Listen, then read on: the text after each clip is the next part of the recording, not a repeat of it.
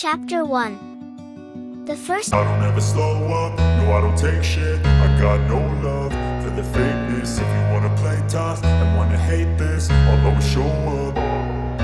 I don't ever slow up, no I don't take shit. I got no love for the fakeness. If you wanna play tough and wanna hate this, I'll always show up and make a statement. I don't ever slow up, no I don't take shit. I got no love for the fakeness. If you wanna play tough and wanna hate this, I'll always show up and make a statement. Everything I do so instinctive and so passionate. Every word I move so descriptive like an adjective. I got a vendetta against people who patented being negative when you should be getting after it.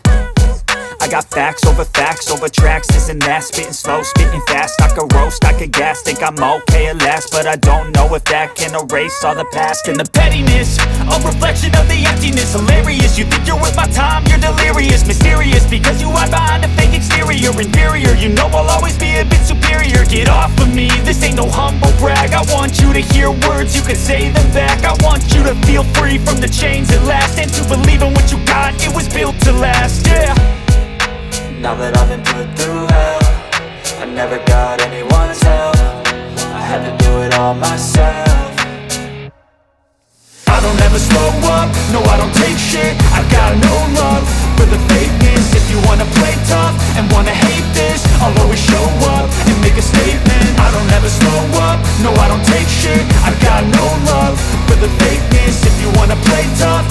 It was a short trip, a rookie run, but as I saw the highway end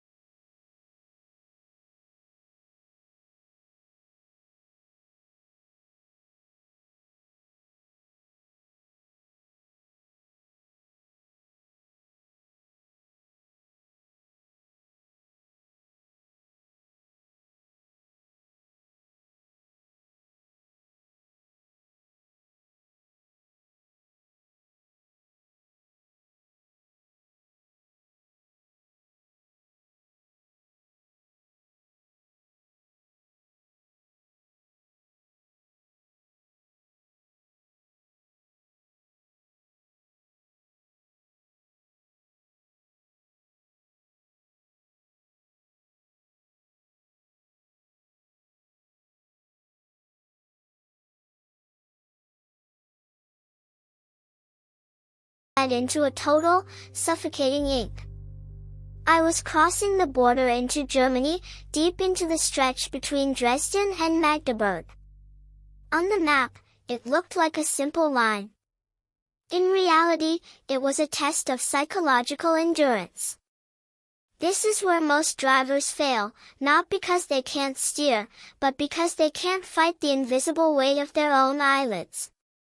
The anatomy of the twilight inside the cab of my Renault, the world had shrunk to the size of my dashboard. The soft, amber glow of the instrument cluster reflected off the windshield, creating a ghostly overlay of gauges and needles against the darkness of the road ahead. Every professional knows that night driving is a different sport entirely. Your depth perception vanishes. The shadows cast by your high beams create illusions, deer that aren't there, lane markings that seem to shift like snakes. I adjusted the brightness of the dashboard. A rookie keeps it bright, but a master dims it to the lowest possible setting. Why?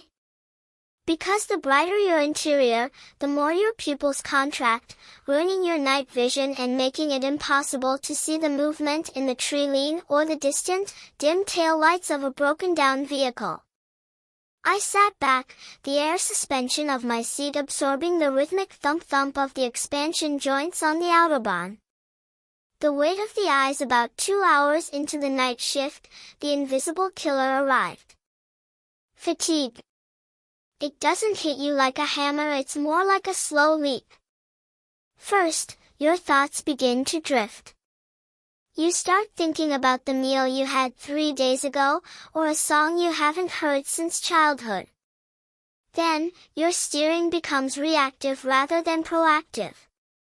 You realize you've drifted a few inches toward the shoulder, and you jerk the wheel back. That jerk is the first warning sign. The simulation of fatigue in a truck is a brutal reality. My vision began to blur at the edges. In Euro Truck Simulator 2, when the fatigue simulation is turned on, the screen starts to flicker to black, simulating microsleeps. These are half-second bursts where your brain simply shuts off. At 90 kilometers per hour, a half-second sleep means you travel over 12 meters completely blind. If the car in front of you hits their brakes during that window, you are dead. I felt the yawning ache in my jaw. I reached for my thermos, the coffee now lukewarm and bitter, but the caffeine was just a bandage on a gunshot wound. I checked my tachograph, the digital logbook that tracks every second of my movement. I was 15 minutes away from a mandatory rest period. In Europe, the law is unforgiving. 4.5 hours of driving, then a 45-minute break. No exceptions. To ignore the bed icon on my GPS was to invite a massive fine from the bag, the German transport police, and, more importantly, to risk a catastrophic accident. The search for sanctuary. Finding a parking spot at 2 a.m. in Germany is its own minigame. Every Autohof, truck stop, I passed was overflowing. I saw trucks lined up on the entrance ramps, their hazard lights blinking, a dangerous and desperate move by drivers who had run out of legal driving time. I refused to be one of them. Professionalism means planning. I had checked my map an hour ago and identified a small, secluded rest area 5 kilometers ahead. As I pulled into the P-marked zone, the silence of the night was shattered by the hiss of my air brakes. PSHH clack. I engaged the parking brake, feeling the truck settle on its springs. I didn't just turn off the engine, I let it idle for 2 minutes. A professional never kills a hot turbocharger immediately. You let the oil circulate to cool the turbine, or you risk a multi-thousand-euro repair bill later. I climbed into the bunk behind the seats. It's a cramped space, but when you've been staring at the white lines for 5 hours, it feels like a suite at the Ritz. I pulled the heavy curtains shut, sealing out the world. Outside, the wind whistled through the grill and the refrigerated unit of the truck next to me hummed a mechanical lullaby. Lessons from the dark. This chapter of my journey taught me that mastery isn't just about movement, it's about knowing when to stop. The road is a predator that waits for you to blink. The secret of the night. Light management. Keep the cab dark, keep your eyes moving, and never stare at the fog of your own lights. The secret of the body. Your internal clock is more accurate than any GPS. If your hands start to feel heavy on the wheel, the journey is over for the day. The professional creed. It is better to arrive 2 hours late than to never arrive at all because you fell asleep at the wheel of a 40-ton missile. As I drifted off to sleep, the last thing I heard was the ticking of the cooling engine. Tomorrow, I would hit the road again, but I would do it with clear eyes. The yogurt in my trailer was still cold, the truck was undamaged, and I was alive. That is the only definition of a successful day in this business. Chapter 5. The dance of the rain, mastering hydroplaning in heavy weather. I woke up at 5 a.m. The sky wasn't dark anymore, but it wasn't light either. It was a heavy, leaden gray that seemed to press down on the roof of the Renault's cab. Before I even opened the curtains, I heard it. The relentless, rhythmic drumming of rain on the fiberglass roof. It wasn't a gentle spring shower. This was a torrential downpour, the kind that turns the German Autobahn into a series of interconnected rivers. The pre-trip ritual. A professional driver never just starts and goes, especially not in weather like this. I climbed out of the bunk and began my circle check. In this weather, visibility is your life insurance. I walked around the truck, my boots splashing in deep puddles of cold rainwater. I checked the tread depth of my tires, specifically looking at the grooves. If those grooves are worn down, they cannot evacuate the water, and the truck will float on top of the puddle, a phenomenon known as hydroplaning. At 80 kilometers per hour, losing contact with the road means you are no longer a driver, you are a passenger in a sliding metal mountain. I cleaned the side mirrors and the window glass with a squeegee. Even a small smudge of dirt becomes a blinding blur when mixed with rain and the headlights of oncoming traffic. I checked the trailer's electrical connections, ensuring the curly cables were tight and the brake lights were crisp. If a driver behind me can't see me breaking through the spray, they'll end up in my rear bumper.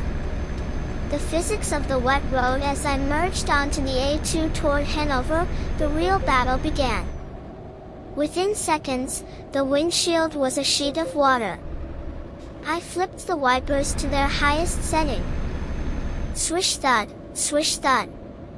The noise becomes a hypnotic rhythm that you have to fight against to stay alert. The first thing you realize in a heavy storm is that the steering feels lighter. This is a terrifying sensation. It means the friction between the rubber and the asphalt is decreasing. To compensate, I did something a novice would find counterintuitive. I reduced my speed to 70 kilometers per hour, even though the limit was higher.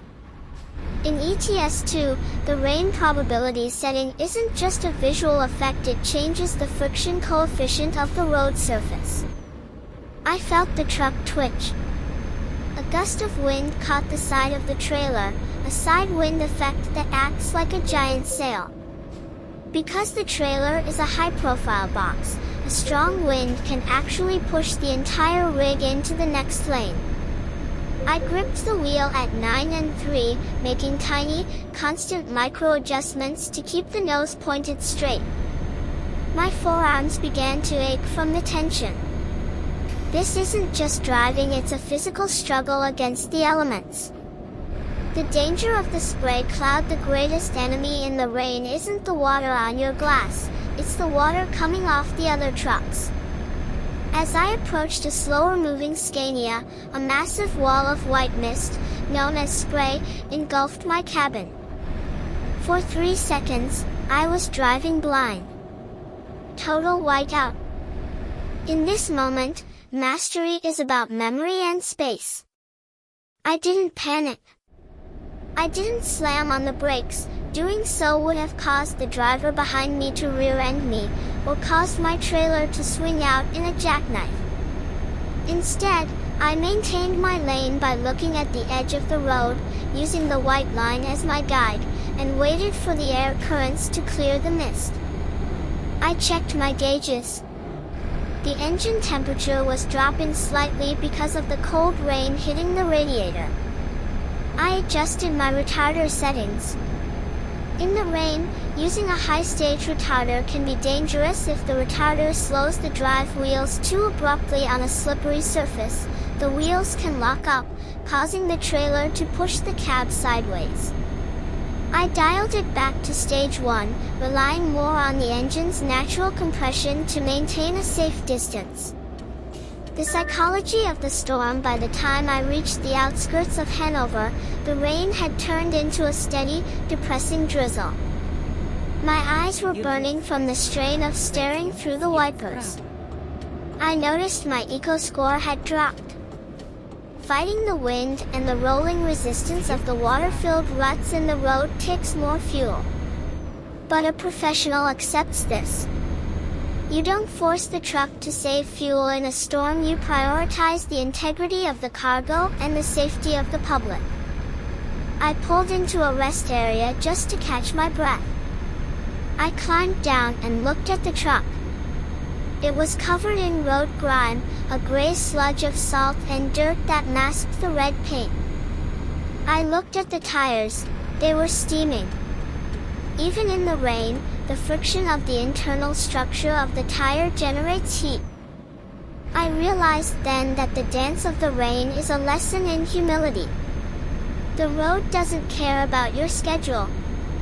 The rain doesn't care that your yogurt needs to be in the supermarket by 8 a.m. You move at the speed the environment allows, or you don't move at all. Chapter 6. The steel maze, navigating complex cities and industrial zones. The transition from the open Autobahn to the industrial heart of Hamburg felt like entering a different dimension.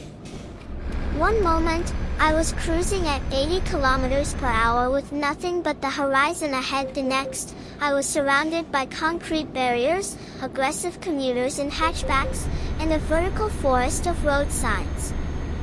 My destination was a high-security warehouse tucked deep within the port, a place where the streets weren't designed for 16-meter-long articulated vehicles. The entry. Sensory overload. As I exited the highway, the symphony of gears became a frantic drum solo. I was constantly shifting between third, fourth, and fifth gears.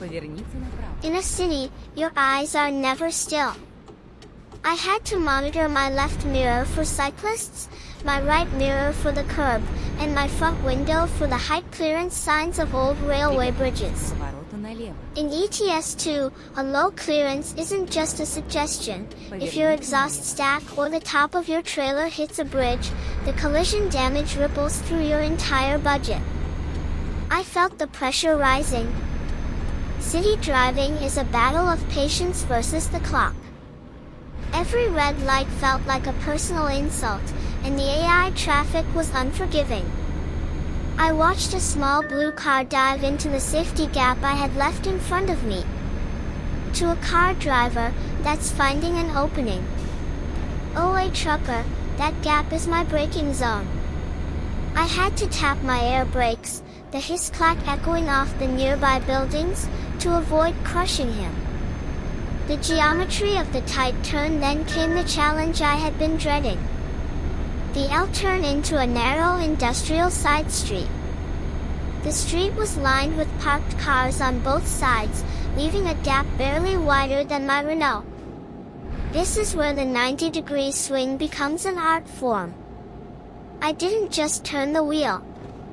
I drove the nose of my truck into the oncoming lane, Thankfully, it was clear, to create the widest possible arc.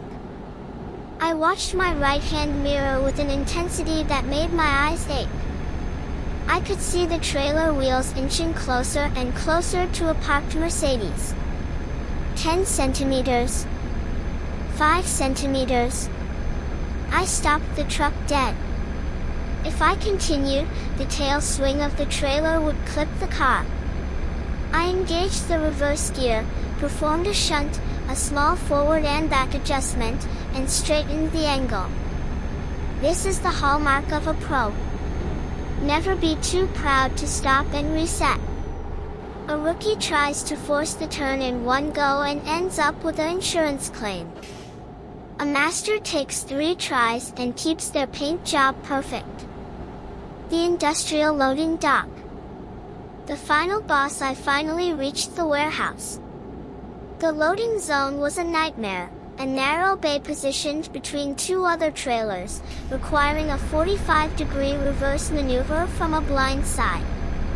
I turned off the radio. I needed to hear the engine and the air brakes. I rolled down my window, even though the air was cold, so I could feel the environment. I used the 3 points of contact method for my mirrors, checking the trailer's rear, the ground, and the overhead clearance simultaneously. I nudged the throttle.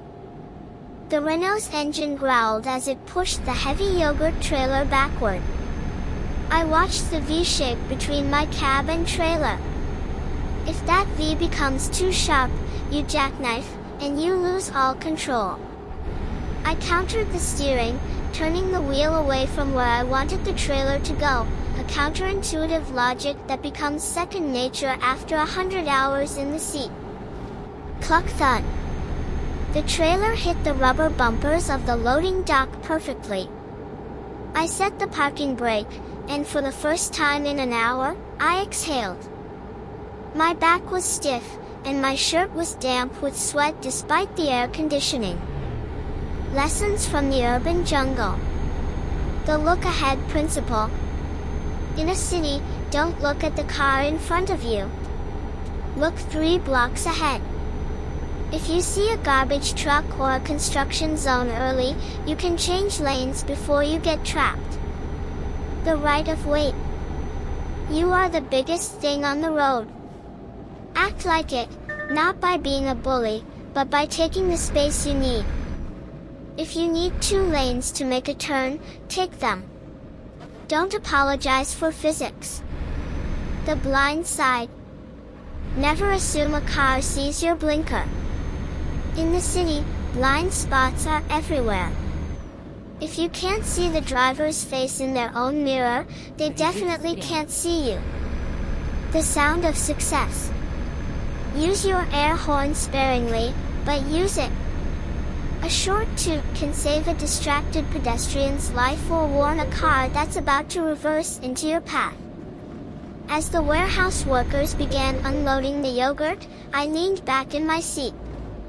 Beyond the steel maze of the city, I could see the sunset reflecting off the glass towers of downtown Hamburg. I had survived the tightest corners and the shortest tempers. I was becoming more than a driver, I was becoming a navigator of chaos. Chapter 7. The bloodline of the machine, maintenance and customization. I pulled into a service center on the outskirts of the city. In the world of high-stakes logistics, the workshop is your sanctuary. It's where the raw, unrefined power of a truck is tuned into a precision instrument.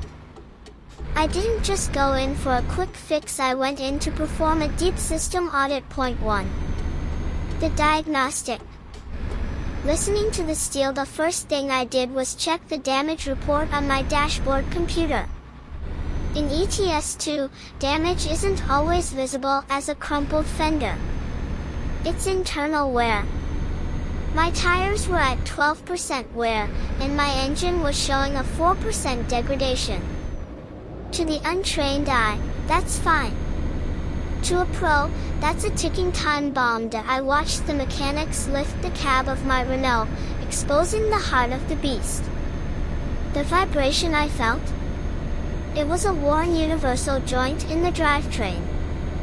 If that had snapped while I was hauling a heavy load at 90 kilometers per hour, the drive shaft would have dropped like a spear, likely flipping the truck or at least destroying the transmission point too.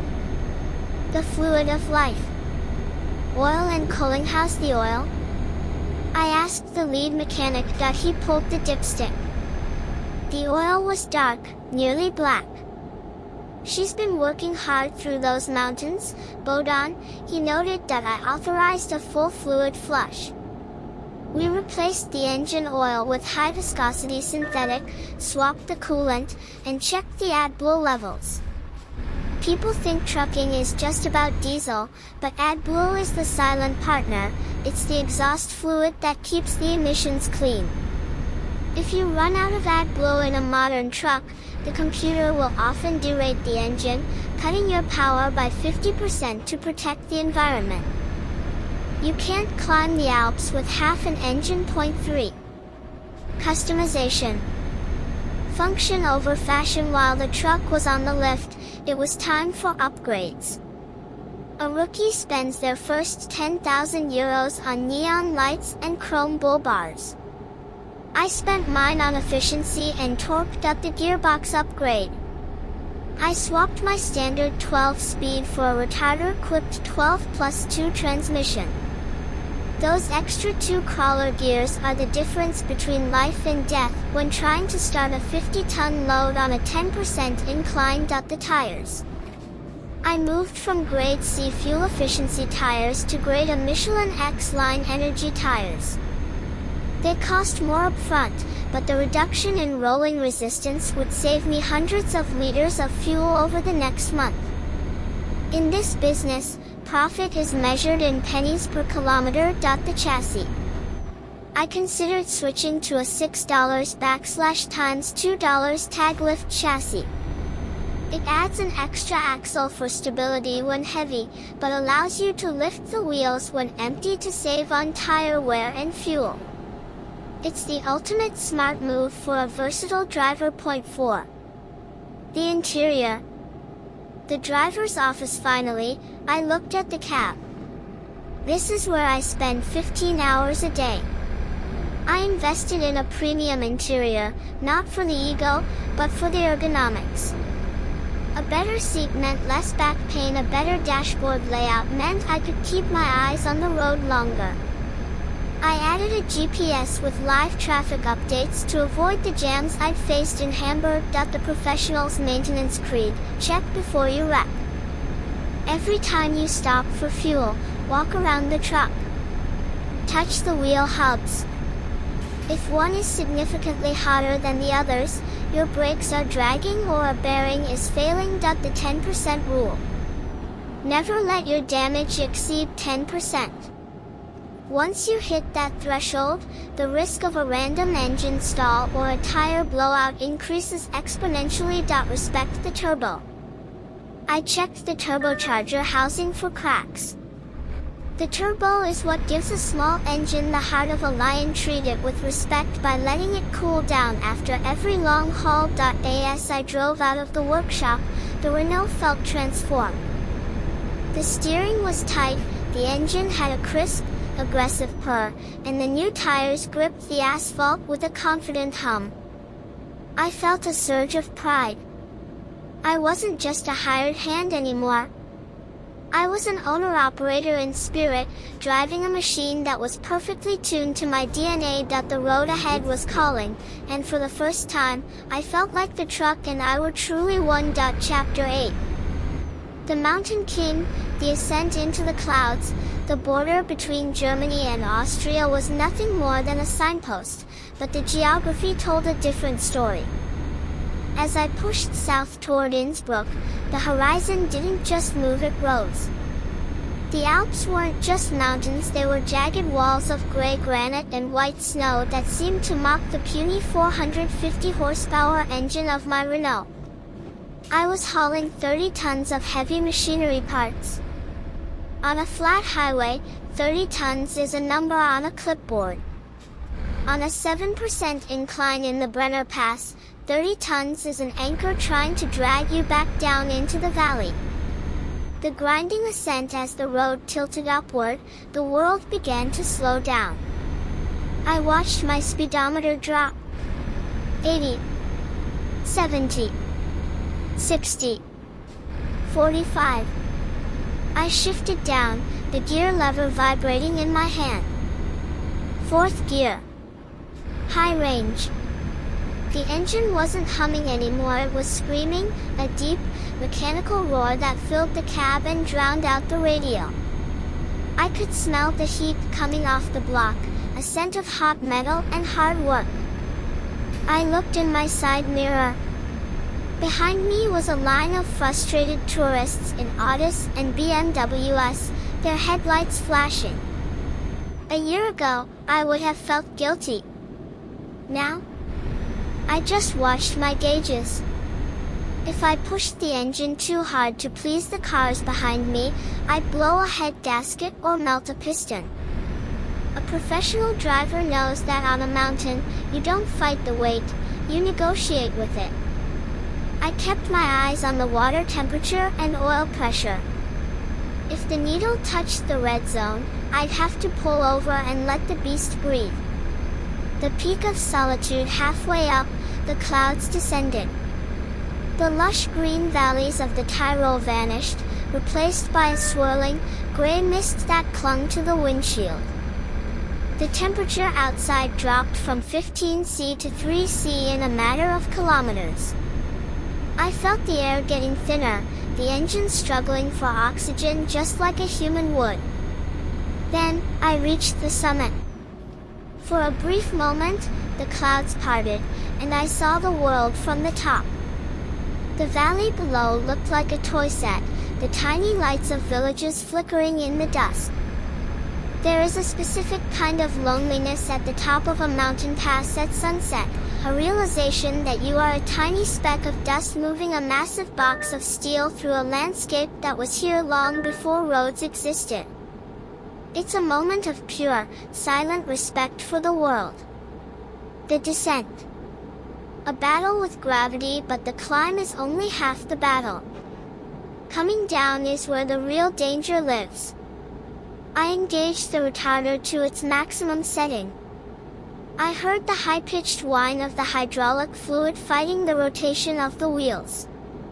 "Don't touch the pedal, don't touch the pedal," I whispered to myself. If I used the service brakes now, they would be glowing red within 2 kilometers. In the dark, brake fade is a silent killer.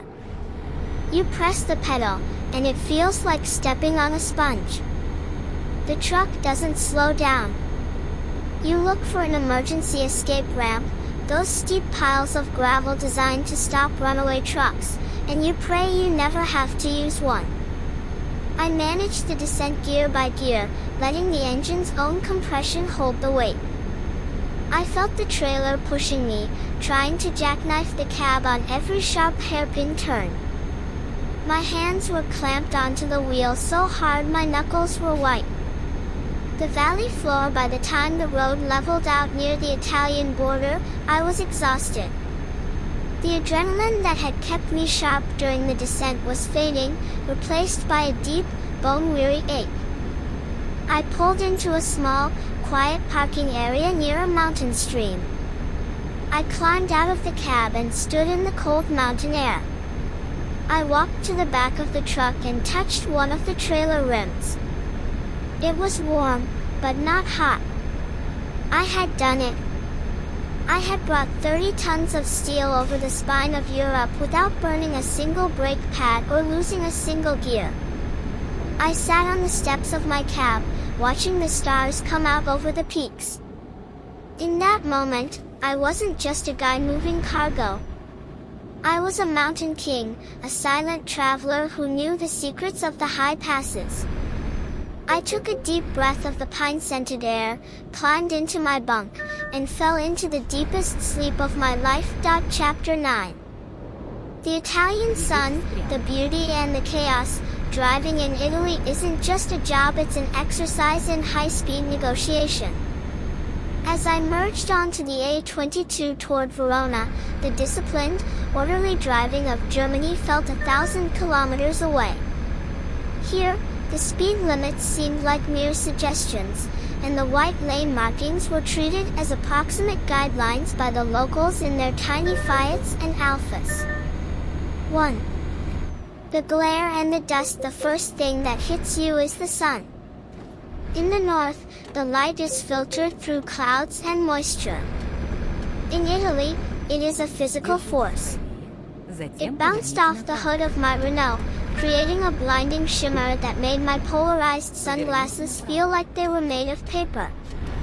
I pulled down the sun visor, but the heat still soaked through the glass, warming my left arm until it was a shade darker than the right. The road was different here, too.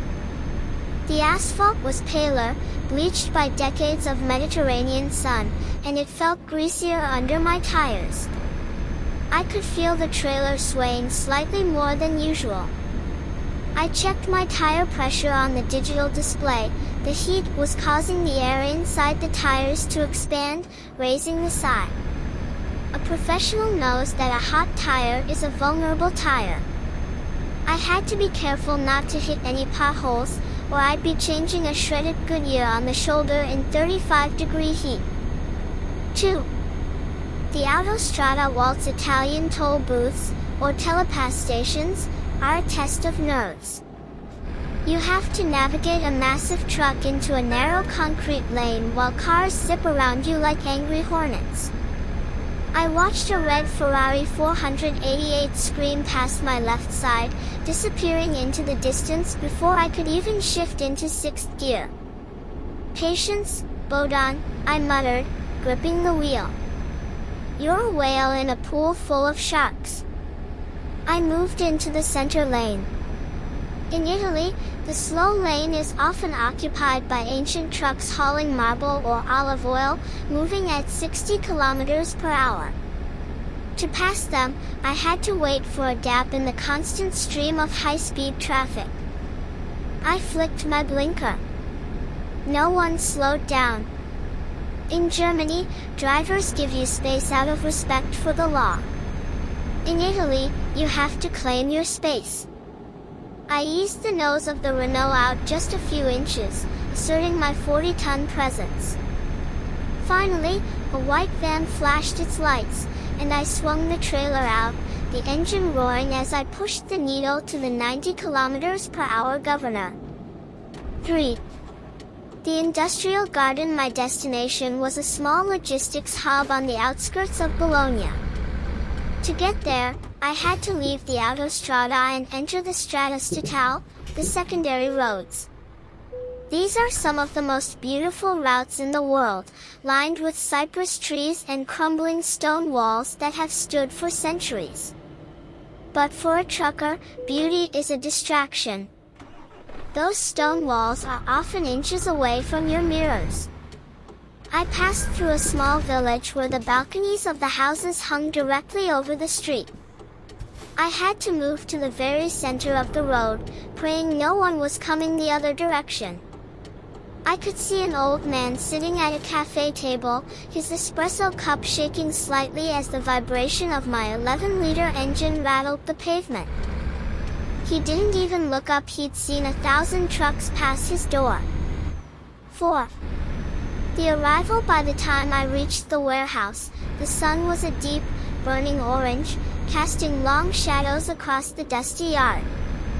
I backed the trailer into the bay, the sound of Italian shouting and the smell of strong tobacco filling the air. As the workers began to unload, I stood by my cab, leaning against the warm metal. I was covered in a fine layer of Italian road dust, my eyes were tired from the glare, and my nerves were frayed from the sharks on the highway. But as I looked at the hills of Emilia-Romagna glowing in the twilight, I realized I wouldn't trade this for an office job in a million years. Italy had tested my reflexes and my temper, but it had given me a sunset that felt like a reward. I bought a panini and a cold bottle of water from a vending machine, sat on my bumper, and just watched the stars begin to poke through the hazy sky, Chapter 10. The Last Inch, The Art of Impossible Parking. The Scandinavian mountain passes were behind me, but the true test of a professional isn't just the long hauls on the open highway. It's the final 100 meters. Those last few inches where concrete pillars stand too close, and the price of a mistake is measured in thousands of euros and a shattered reputation. 1. The curse of the blind spot. My route ended at an industrial zone on the outskirts of Oslo. The manifest read, Warehouse 4, entrance through the narrow alley by the docks. When I turned off the main road and saw this alley, my heart skipped a beat. It wasn't a road, it was a gap between two old brick warehouses, cluttered with pallets and parked forklifts. For a rookie, parking is just moving backward. For a master, it's a complex equation where the variables are the trailer's length, the steering angle of the front wheels, and the swing radius of the tail. I stopped the truck, flipped on my hazard lights, and stepped out of the cab. Golden Rule 1. Go, get out and look. No mirrors or cameras can replace your own eyes. I walked the entire path to the loading dock. To the right, a protruding fire hydrant. To the left, a courier van that just stopped for 5 minutes. The distance between them? Exactly 30 centimeters wider than my Renault. 2. Geometry in motion. I climbed back into the cab. The air system hissed, signaling the long work ahead with the brakes. I engaged reverse. The characteristic beeping sound filled the street, warning everyone. Caution, 40 tons of steel in motion. I began the jackknife maneuver. To get a long trailer into a tight space at a 90-degree angle, you first have to steer away from your target, then sharply cut the wheel to force the trailer's tail to dive in the right direction. At this moment, the cab blocks the view in your main mirror. You rely on memory and what you can see in the small wide-angle mirror above. Inch by inch. I felt my palms sweating. One wrong move and the corner of the trailer would open that courier van like a tin can. I used the short bursts method. Reverse half a meter, stop, straighten the wheels, reverse again. 3. The battle with the jackknife. At one point, the angle between the cab and the trailer became critical. A few more degrees and I would jackknife, causing the trailer to smash into the cab's side spoilers. A professional feels this moment in their gut. I shifted into first gear, pulled forward slightly to straighten the rig, and started diving again. The warehouse workers came out to watch. They were used to seeing rookies struggle here for half an hour, scratching their rims on the curbs. But I didn't give them a reason to laugh. I caught that perfect rhythm where you and the machine become one. I saw in the mirror as the rear wheels of the trailer cleared the hydrant by just 5 centimeters. 4. The final click. The last few meters. The loading dock was equipped with rubber bumpers. If you hit them too hard, you damage the trailer's locking mechanism. If you don't reach them, the loaders can't bridge the gap. I watched the left mirror, using the white line on the asphalt as my guide. Slowly, on idle RPMs, I eased the truck toward the dock. Thump. A soft jolt. The truck rocked slightly on its springs. I pulled the parking brake lever, a victorious blast of air echoed in the cab. Lessons from the last inch. Don't trust mirrors entirely. Mirrors distort distance. If you're unsure, stop, get out, and check. It's better to look silly getting out 5 times than to look silly filling out an accident report. Steer slow, think fast. In the city and at the warehouse, your top speed is 23 kilometers per hour. Give physics time to work. The window is your best friend. In tight spots, I always roll down the side window. You need to hear everything. The spotter shouts, the crunch of gravel, or the dangerous groan of metal. When the warehouse manager stamped my paperwork and said, "Nice job, Pro," I felt more satisfaction than from any monetary bonus. I pulled the curtains shut, killed the engine, and relaxed for the first time all day. Contract complete. Truck intact. I was home, wherever my truck was parked. Since we've already touched on the arrival in Dover, let's expand Chapter 11 into a massive, detailed narrative focused on the technical and mental struggle of the British Gauntlet. Chapter 11. The foggy Albion, the left-hand gauntlet, the steel ramp of the ferry lowered onto the concrete of the port of Dover with a heavy, industrial thud. This was the moment of truth. To my left, a sign with a massive red arrow screamed, "Drive on the left." It sounds like a simple instruction, but for a driver who has spent years training his brain to keep the white line on his left and the center of the road on his right, it felt like being told to write perfectly with my non-dominant hand while blindfolded. 1. The mirror paradox. As I pulled out of the port, the first thing that hit me was the mirror paradox. In a left-hand drive, LHD, Renault, sitting on the left side of the cab while driving in the left lane means your blind spot on the right side is now the size of a small house. Every time I wanted to merge or change lanes on the A2 highway, I had to lean forward, straining my neck to see into the wide-angle mirror. "Check, double-check, and check again," I whispered. If a small British hatchback decided to overtake me on my right, they would be completely invisible to me until their front bumper was level with my door. I felt like a cyclops trying to navigate a needle's eye. 2. The roundabout nightmare. Then came the roundabouts. In Europe, a roundabout is a gentle curve to the right. In England, it's a clockwise vortex. I approached a massive junction near Canterbury. My brain screamed at me to turn right into the circle, but I forced the wheel left. With a 16-meter trailer, a British roundabout is a game of spatial domination. Because the lanes are narrower than on the continent, I had to straddle the lanes. To take the second exit, I occupied both the left and middle lanes, preventing cars from getting trapped between my trailer and the curb.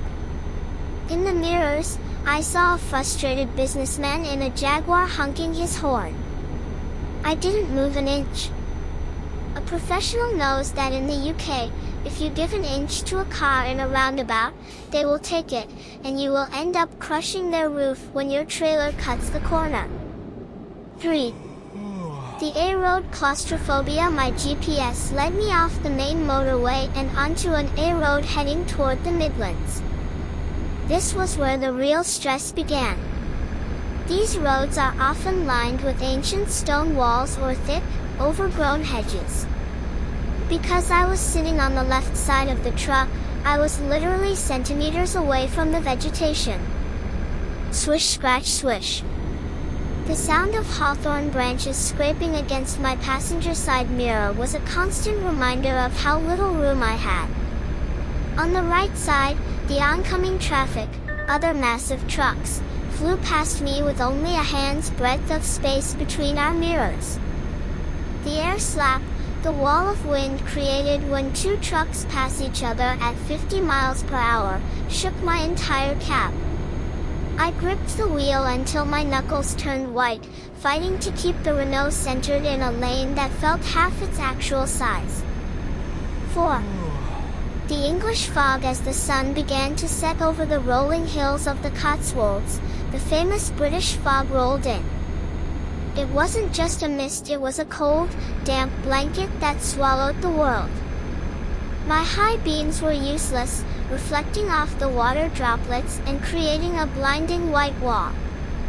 I switched to my low fogs and focused on the cat's eyes, the reflective studs embedded in the road. Green eyes on my left, white eyes in the center, and red eyes marking the hard shoulder. These little lights became my only tether to reality. I slowed down to 40 miles per hour. In the UK, the weather is as much an obstacle as the traffic. 5. The service station sanctuary. I finally pulled into a service area near Rugby. The rain was drumming a frantic rhythm on the roof. I climbed down from the cab, my legs shaking slightly from the mental strain of backward driving. I walked into the station and ordered a full English breakfast, even though it was 8 p.m. Sitting there, surrounded by British drivers in high-visibility vests drinking tea, I realized that mastery isn't just about speed or fuel economy. It's about adaptability. A pro can be dropped into any country, on any side of the road, in any weather, and still deliver the goods. Lessons from the Albion. The look right rule. When pulling out of a junction in the UK, you must look right first. This is the hardest habit to break for a European driver. Respect the hedges. British roads have no shoulders. If you drift left, you hit a wall. If you drift right, you hit a truck. There is zero margin for error. The thank you flash. British drivers are surprisingly polite if you are predictable. A quick flash of the hazard lights to say thank you goes a long way in the UK trucking community. I headed back to my truck, the damp air sticking to my jacket. Tomorrow, I would navigate the industrial heart of Birmingham, then head south to the Channel Tunnel. I was tired, my brain felt rewired, but I had conquered the left-hand madness. Since we've already touched on the arrival in Dover, let's expand Chapter 11 into a massive, detailed narrative focused on the technical and mental struggle of the British Gauntlet. Chapter 11. The foggy Albion, the left-hand gauntlet, the steel ramp of the ferry lowered onto the concrete of the port of Dover with a heavy, industrial thud. This was the moment of truth. To my left, a sign with a massive red arrow screamed, "Drive on the left." It sounds like a simple instruction, but for a driver who has spent years training his brain to keep the white line on his left and the center of the road on his right, it felt like being told to write perfectly with my non-dominant hand while blindfolded. 1. The mirror paradox. As I pulled out of the port, the first thing that hit me was the mirror paradox.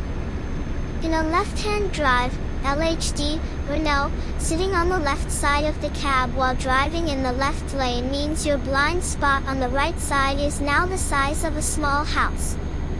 Every time I wanted to merge or change lanes on the A2 highway, I had to lean forward, straining my neck to see into the wide-angle mirror. "Check, double-check, and check again," I whispered. If a small British hatchback decided to overtake me on my right, they would be completely invisible to me until their front bumper was level with my door. I felt like a cyclops trying to navigate a needle's eye. 2. The roundabout nightmare. Then came the roundabouts. In Europe, a roundabout is a gentle curve to the right. In England, it's a clockwise vortex. I approached a massive junction near Canterbury. My brain screamed at me to turn right into the circle, but I forced the wheel left. With a 16-meter trailer, a British roundabout is a game of spatial domination. Because the lanes are narrower than on the continent, I had to straddle the lanes. To take the second exit, I occupied both the left and middle lanes, preventing cars from getting trapped between my trailer and the curb. In the mirrors, I saw a frustrated businessman in a Jaguar honking his horn. I didn't move an inch. A professional knows that in the UK, if you give an inch to a car in a roundabout, they will take it, and you will end up crushing their roof when your trailer cuts the corner. Chapter 15. The logbook's end, Reflections of a King of the Road. I sat in the cab, the engine idling for those final few minutes of cooling. I pulled out my physical logbook, the paper one I keep for myself, separate from the digital tachograph. I traced the entries with my finger. Prague, Hamburg, Bergen, Dover, Birmingham, Poznan, Sumy. Thousands of kilometers, hundreds of liters of diesel, and a lifetime of split-second decisions. Point 1. The silence of the cab when I finally turned the key to the left and the engine died, the silence was deafening. After days of the constant $1, $200 RPM hum and the whistle of the turbocharger, the quiet felt heavy. In that silence, I realized that being a professional driver isn't just about moving goods, it's about the solitude that you spend more time talking to your truck than to people. You see the world through a rectangular glass frame. You watch civilizations rise and fall through your side mirrors. It's a lonely life, but it's a life of absolute freedom. You are the master of your own 40-ton universe. Point 2. The scars of the journey. I looked at the dashboard. There were new scratches on the plastic, a bit of dust from the polished planes in the vents, and a faint smell of Italian espresso still lingering in the upholstery. The truck had changed, and so had I. I thought about the invisible killer in the fog, the dance of the rain in the mountains, and the last inch in the loading docks. A professional isn't born, they are forged in those moments of high stress. Every mistake I almost made became a lesson carved into my brain. I knew now that the road doesn't care about your ego. It only cares about physics, timing, and respect. Point 3. The Brotherhood of the Asphalti looked out the window and saw another truck passing by on the main road, a Scania with its high beams flashing a greeting. I flashed my lights back instinctively. That's the secret no one tells you. You are never truly alone. You belong to a silent brotherhood that keeps the world moving while everyone else is asleep. We are the ones who bring the yogurt to the breakfast table, the electronics to the stores, and the fuel to the pumps. We are the backbone of the continent, hidden in plain sight behind a steering wheel and a pair of sunglasses. Point 4. The final entry. I picked up my pen and wrote the final line in my log. Journey complete. Status, safe. Cargo delivered. Spirit intact. Yet I didn't feel like a hero. I felt like a man who had done his job well. I gathered my bag, checked the cab one last time to make sure the curtains were straight and the switches were off, and climbed down the steps. I patted the warm metal of the door, a silent thank you to the machine that had kept me alive through 5 countries and 3 storms. The professional's final creed, the destination is a detail. The real story is in the gear shifts, the mountain passes, and the sunrise at the border. Respect the machine. Treat your truck like a partner, not a tool, and it will bring you home every time. The road never ends. Even when you park for the last time, the road stays in your blood. You'll find yourself checking your mirrors when you're walking down the street. You'll listen to the sound of engines in the distance. I walked away from the Renault, the gravel crunching under my boots. Behind me, the city of Sumy was waking up, oblivious to the journey that had just ended. But as I looked back at the silhouette of the truck against the twilight, I knew that in a few days, the itch would return. The horizon would call, the GPS would beep, and I would be back in the seat. Because for a professional, the end of one logbook is just the first page of the next.